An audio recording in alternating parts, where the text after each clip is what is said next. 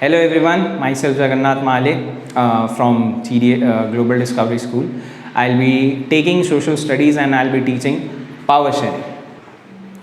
So what is power sharing? In today's world, every country has a type of government that is known as democracy.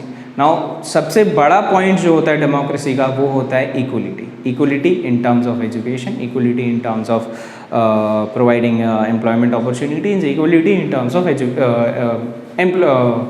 what do we say, every facility that the government provide, health, whether it be health or etc. So power sharing का मतलब होता है in terms of suppose मैं एक example दूँ, जैसे कि अगर मैं एक क्लास में हूँ तो उस क्लास में अगर 10 बच्चे हैं तो 10 बच्चों में सबको इक्वल अपॉर्चुनिटी मिलेगा व्हेनेवर मैं एक क्लास मॉनिटर बनाऊंगा। मैं कभी भी ये नहीं बोल सकता कि सामने जो बच्चा बैठा है उसी को मैं मॉनिटर बनाऊं या जो बच्चा सबसे ज़्यादा अच्छा पढ़ता है उसको मैं मॉनिटर बनाऊं।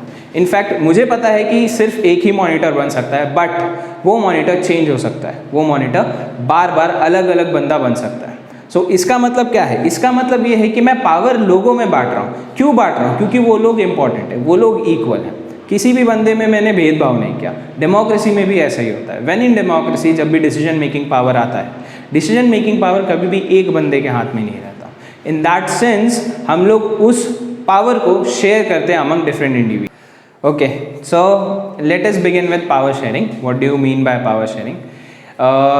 प्रेजेंटली जितने भी कंट्रीज़ हैं वो सब डेमोक्रेटिक कंट्रीज़ हैं। नाउ डेमोक्रेटिक कंट्री का सबसे बड़ा फीचर ये होता है कि वो अपने सारे लोगों में सारे अपॉर्चुनिटीज़ हो, सारे decision making whatever we say decision making power हो, सब कुछ हो, वो सब लोगों में बांट करके रखते हैं।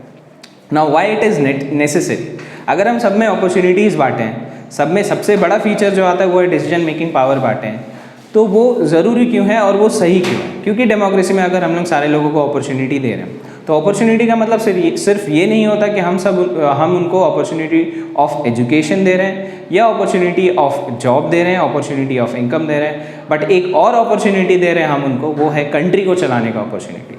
अब कंट्री को चलाने का opportunity is the decision making opportunity, और ये बहुत ज़्यादा ज़रूरी है। अब इस आउटलुक पे समझते हैं कि क्यों पावर शेयरिंग ज़रूरी है। तो let us begin by beginning में हम लोग देख रहे हैं इस चैप्टर में हमको दो कंट्री के बारे में बताया गया है, बेल्जियम एंड श्रीलंका। बेल्जियम का केस स्टडी पहले समझते हैं। बेल्जियम एक छोटा सा कंट्री है यूरोप में, जो कि हरियाणा से भी बहुत ज़्यादा छोटा है। उसका पॉपुलेशन जो है वो लिटिल ओवर 1 करोड़, उसका पॉपुलेशन सिर्फ और सिर्फ 1 करोड़ तक ही पहुँचता है, जो कि हमारे हरियाणा के जितना का ही पॉपुलेशन है। इसके बॉर्डर में बहुत सारे कंट्रीज़ हैं, जैसे कि फ्रांस, नीदरलैंड्स, जर्मनी और लुक्सेमबर्ग। अभी देखिए, किसी भी कंट्री के आजू बाजू में अगर बॉर्डर्स में बहुत सारे कंट्रीज़ होते हैं, सो वो कंट्री का पॉसिबिलिटी बढ़ जाता है कि उसमें आसपास के कंट्री के लोग भी उस कंट्री में रहें। जैसे इंडिया के आसपास में बहुत सारे कंट्रीज़ हैं, लाइक बांग्लादेश, नेपाल, श्रीलंका, पाकिस्तान। हमारी कंट्री में हम देखेंगे कि इन सब कंट्रीज से भी बहुत सारे ऐसे लोग हैं जो हमारे कंट्री में रहते हैं। We can find every community of people inside us. Like Nepal से नेपालीज लोग हमको मिल जाएंगे, बांग्लादेश से बंगाली लोग मिल जाएंगे। सिमिलरली ये सिचुएशन यहाँ पे भी हो रहा है बेल्जियम में। बेल्जियम के आसपास में फ्रांस आता है, नीदरलैंड्स आता है, लुक्सेमबर्ग आता है, जर्मनी आता है। तो यहाँ पे फ्रांस में अलग अलग कम्युनिटी के पीपल भी हैं। जैसे कि सबसे ज़्यादा पॉपुलेशन जो है वो है डच पीपल लोगों का। अब फ्लेमिश रीजन जो है, फ्लेमिश एक एरिया है, वो फ्लेमिश रीजन जो है वहाँ पे सबसे ज़्यादा पॉपुलेशन जो होता है वो है डच पीपल का। एक वलोनिया बोल के रीजन है, वहाँ पे सबसे ज़्यादा पॉपुलेशन है फ्रेंच पीपल लोगों का, वो है 40% in the Wallonian reason.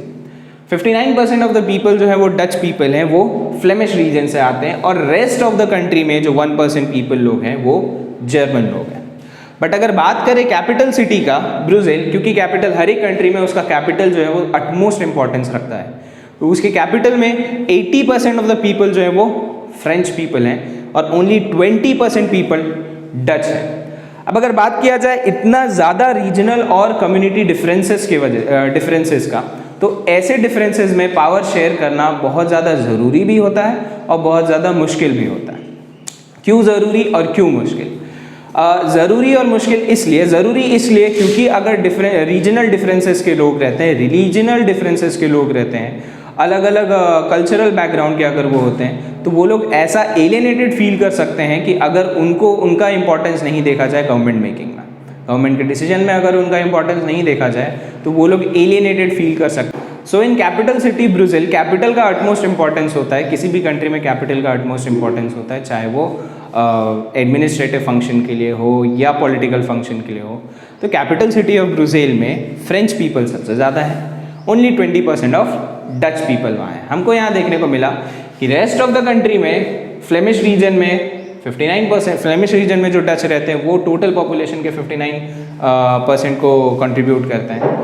Other than Brussels capital city, Wallonian region में 40% ऑफ फ्रेंच पीपल है और 1% ऑफ डच है। Other than Brussels, other than capital country में हमको सबसे ज़्यादा डच मिले, बट वहीं अगर हम लोग कैपिटल सिटी में देखें तो डच पीपल कम है, फ्रेंच पीपल ज़्यादा है। अब जब किसी कंट्री में इतना ज़्यादा रीजनल लैंग्वेज डिफरेंसेस होता है लोगों में, तो उसमें हमको पावर शेयर करना मुश्किल भी हो जाता है और ज़रूरी भी होता है। ज़रूरी इसलिए क्योंकि अगर बहुत सारे डिफरेंसेस हैं, चाहे वो लैंग्वेज के हिसाब से हो या रिलीजन के हिसाब से हो, तो इन दैट केस वो बहुत ज़्यादा मुश्किल हो जाता है हमारे लिए।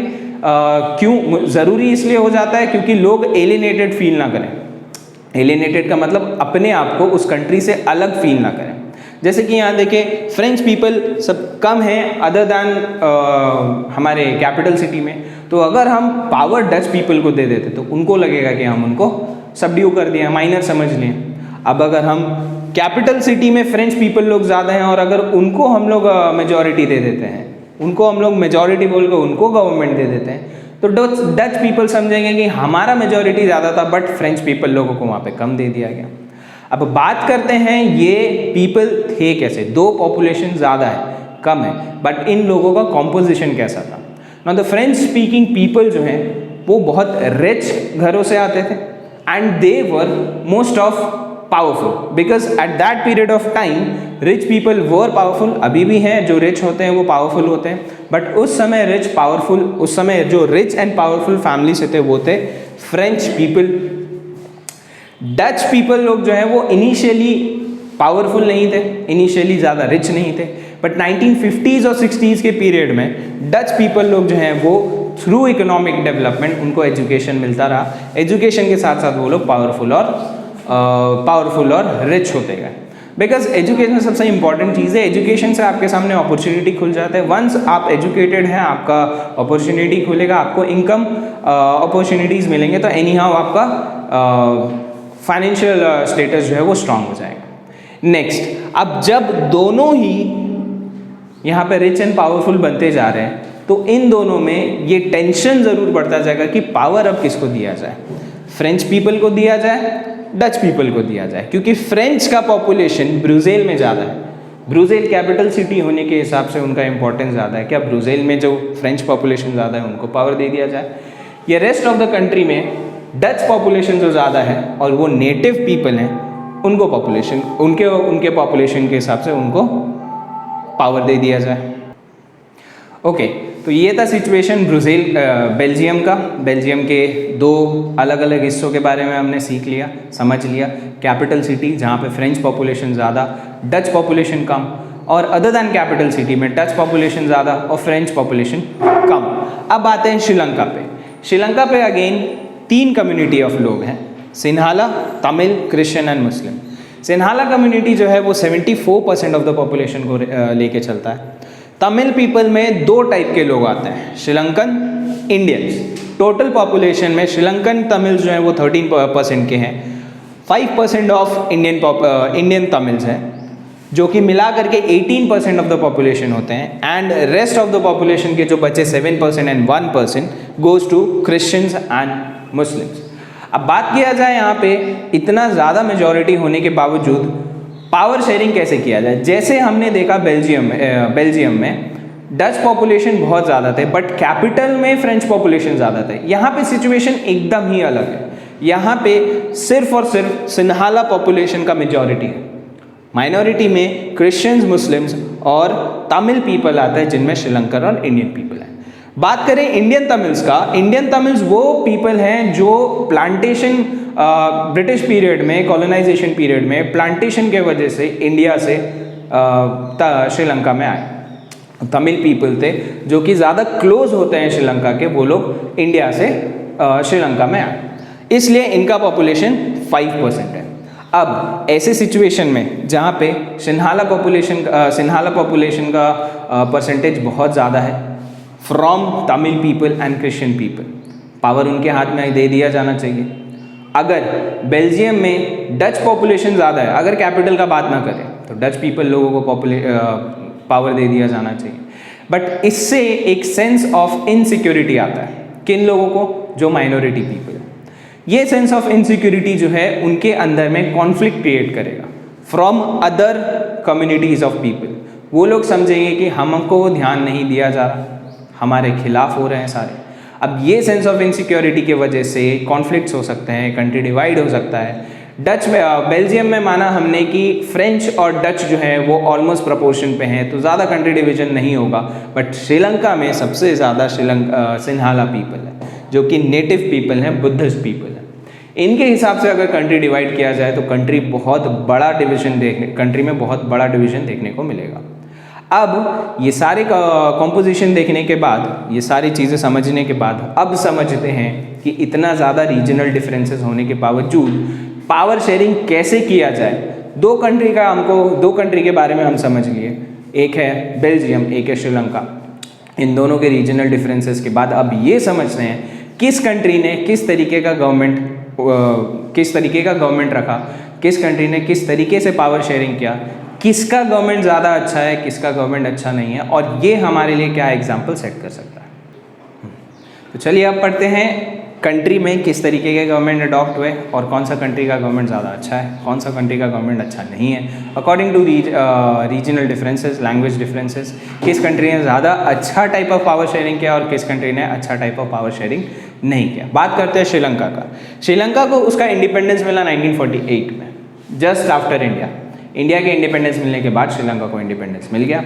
तो इंडिपेंडेंस मिलने के बाद जो इस कंट्री में आए थे वो इस कंट्री में ही रह गए। जैसे कि हमने पढ़ा, तमिल इंडियंस जो प्लांटेशन के वजह से इधर आए थे वो यहीं रह गए, जिस वजह से श्रीलंका का कॉम्पोजिशन जो है वो Sinhala majority, Tamil people including Indian Tamils and Sri Lankan Tamils and rest of the population में क्रिश्चियन एंड मुस्लिम पीपल आते हैं।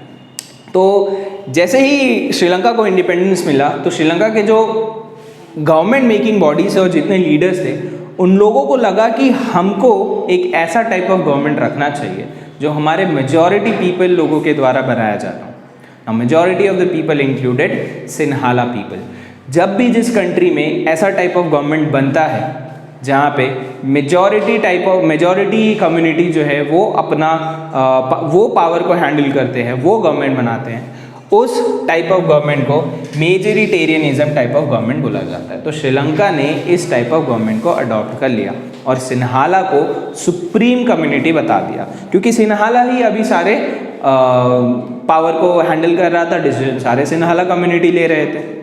तो उसके बाद एक एक्ट आता है 1956 का। इस एक्ट में ये बोला जाता है कि जो ऑफिशियल लैंग्वेज होगा श्रीलंका का वो सिन्हाला होगा, इसके अलावा किसी भी लैंग्वेज को हम लोग टॉलरेट नहीं करेंगे। इंडिया में देखा जाए तो हम लोग ऐसा कभी नहीं बोलते कि हमारा कंट्री का लैंग्वेज हिंदी है तो हम लोग सिर्फ हिंदी को ही टॉलरेट करेंगे, अदर दैन इसके अलावा कोई भी कम्युनिटी के लैंग्वेजेस को हम लोग टॉलरेट नहीं करेंगे। बट श्रीलंका में ऐसा बोला गया, सिन्हाला को ही सिर्फ ऑफिशियल लैंग्वेज माना गया, उसी को टॉलरेट किया जाएगा, सिर्फ ऐसा बोला गया। इसके बाद बहुत सारे प्रोग्राम्स आते गए, बहुत सारे ऐसे लॉज आते गए जहाँ पे ये बोला गया कि हर बार सिन्हाला कम्युनिटी के लोगों को सबसे पहला प्रेफरेंस दिया जाएगा यूनिवर्सिटीज़ में, जॉब अपॉर्चुनिटीज़ में सिन्हाला पीपल लोगों को पहला प्रेफरेंस दिया जाएगा। इवन दो टॉप पोस्ट में 10 सीट ही क्यों ना हो, टॉप पोस्ट में 10 सीट ही क्यों ना हो, और 10 में से अगर 9 सिन्हाला पीपल आए हैं, एक ऐसा आदमी आया है जो 9 सिन्हाला पीपल आए हैं जिनमें से 9 के 9 जो हैं वो बिलो एवरेज रैंकिंग रखते हैं, और एक आदमी आया है जो कि तमिल ग्रुप से आता है और उसका परफॉर्मेंस आउटस्टैंडिंग है। स्टिल प्रेफरेंस जो है वो सिन्हाला लोगों को दिया जाएगा। मेजॉरिटी वो लोग आए ही थे क्योंकि उनका पॉपुलेशन ज़्यादा है तो वो मेजॉरिटी में आएंगे, but according to the performance हमको देखना चाहिए पहला प्रेफरेंस श्रीलंकन तमिल्स या फिर किसी इंडियन तमिल को मिलना चाहिए था जिसका परफॉर्मेंस बहुत अच्छा था, बट यहाँ पे स्टिल प्रेफरेंस जो है वो सिन्हाला लोगों को ही मिलेगा। अब इस हिसाब से जो एक एक करके अलग अलग लॉज आते गए जो कि सिर्फ और सिर्फ सपोर्ट कर रहे थे सिन्हाला कम्युनिटी के लोगों को। इससे श्रीलंकन तमिल्स के मन में और इंडियन तमिल्स के मन में और अदर कम्युनिटीज़ के मन में एक सेंस ऑफ एलियनेशन आता गया। उनको लगा कि उनको एक ऐसा कॉन्स्टिट्यूशन बनाना चाहिए या एक ऐसा कॉन्स्टिट्यूशन में कॉन्स्टिट्यूशनल रेमेडीज ऐसा चाहिए जिससे उनके कम्युनिटी को भी ध्यान दिया जाए, उनको भी इक्वली देखा जाए। क्यों सिर्फ सिन्हाला कम्युनिटी के पीपल जो हैं वही सारा चीज़ हैंडल करते, they were also the part of the country. सारे रिसोर्सेज में उनका भी कंट्रीब्यूशन होता है, कंट्री के रेवेन्यू में, इनकम में भी उनका कंट्रीब्यूशन होता है। So why not in power sharing, why not in taking decisions. तो अब श्रीलंकन तमिल्स ने बहुत सारे स्ट्रगल्स, बहुत सारे पिटिशंस दिए गवर्नमेंट को, बहुत सारे रैलीज निकाले, प्रोटेस्ट किए कि तमिल को भी एक ऑफिशियल लैंग्वेज आप डिक्लेयर कर दीजिए, और इकोनॉमी में हमारे लैंग्वेज को भी ऑटोनॉमी मिलना चाहिए, हमको भी इक्वलिटी प्रोवाइड करना चाहिए। जिस तरीके से सारे लोगों को अपॉर्चुनिटी मिल रहा है, हम माइनॉरिटी है, हमारे लिए भी रिजर्वेशन होना चाहिए। तमिल पीपल लोग जो हैं, तमिल लोग वो लोग ये भी चाहते थे कि अगर आप हमको एक इंडिपेंडेंट स्टेटस नहीं दे सकते तो हमारे लिए एक अलग स्टेट बना दीजिए। स्टेट बना देंगे तो हम कम से कम वहाँ तो अपना ऑटोनॉमी लेकर के चल सकते हैं। स्टेट बनाएंगे तो वहाँ पे सिर्फ और सिर्फ पर्टिकुलर तमिल पीपल रहेंगे जिसका नाम होगा तमिल इलम। वहाँ पे हम लोग अपने कम्युनिटी के लोग रहेंगे, वहाँ पे हमारा ऑटोनॉमस होगा, हमको एक सेपरेट स्टेट दे दीजिए। तो तमिल पीपल लोगों का कहना था कि हमको भी हमारा डिग्निटी चाहिए, हमको भी हमारा इंडिपेंडेंस चाहिए, कि हम सिर्फ और सिर्फ सिन्हाला पीपल लोगों के नीचे क्यों रहें। तो ये जो कॉन्फ्लिक्ट चलता रहा लोगों के बीच में, सिन्हाला कम्युनिटी के तमिल लोगों के बीच में, इससे धीरे धीरे सिविल वॉर स्टार्ट हो गया। एज अ रिजल्ट पीपल लोग जो हैं सिविल वॉर के चक्कर में, अब सिविल वॉर होता है क्या? सिविल वॉर का मतलब होता है जहाँ पे नॉर्मल पीपल लोग जो हैं, सिविलियंस लोग जो हैं, वो अपने राइट्स के लिए या किसी और चीज़ों के लिए लड़ना चालू कर देते हैं एक दूसरे के बीच में। अब जैसे कि हम बात करें तो दो कम्युनिटी के बीच का वॉर भी सिविल वॉर में आ जाएगा, क्योंकि यहाँ पे सिविलियंस लोग जो हैं वो एक दूसरे से लड़ना चालू कर देते हैं। अब इसके पीछे की रीजंस बहुत सारे हो सकते हैं, बट श्रीलंका में जो सिविल वॉर हुआ उसका रीज़न हमें पता है। वहाँ पे रीज़न था कि सिन्हाला कम्युनिटी मेजॉरिटी हैंडल करके रखा था। मेजॉरिटी अगर उसके पास है तो वो सारे गवर्नमेंट के सारे डिसीजंस को, गवर्नमेंट के सारे फंक्शंस को वही देख रहा है। उसने अपने कम्युनिटी के लोगों को ही सारा प्रेफरेंसेस दे करके रखा है, चाहे वो यूनिवर्सिटीज़ हो, जॉब प्रेफरेंसेस हो। तमिल पीपल लोगों को अपने कम्युनिटी के बारे में ऐसा लगा कि हमको एलिनेट किया जा रहा है। Though we are part of Sri Lanka but still we are not part of Sri Lanka. इसका मतलब है कि हम श्रीलंका का पार्ट तो हैं बट हमें श्रीलंका का पार्ट समझा नहीं जाता है, इसलिए हमको कभी भी गवर्नमेंट में पार्ट नहीं दिया जा रहा, हमको प्रेफरेंसेस नहीं दिया जा रहा, दो हम लोग बहुत ज़्यादा माइनर हैं। सिविल वॉर का रिजल्ट ये हुआ कि बहुत सारे पीपल जो हैं वो, चाहे श्रीलंकन तमिल्स के हो या सिन्हाला पीपल लोगों के हो, वो बहुत सारे लोग जो हैं वो लोग मरने लगे। मरने के वजह से एक ड्रास्टिक चेंज आया कि वहाँ पे recognition of dignity of people and recognition of every citizen जो है उसको ज़्यादा बेटर तरीके से देखना गवर्नमेंट चालू किया।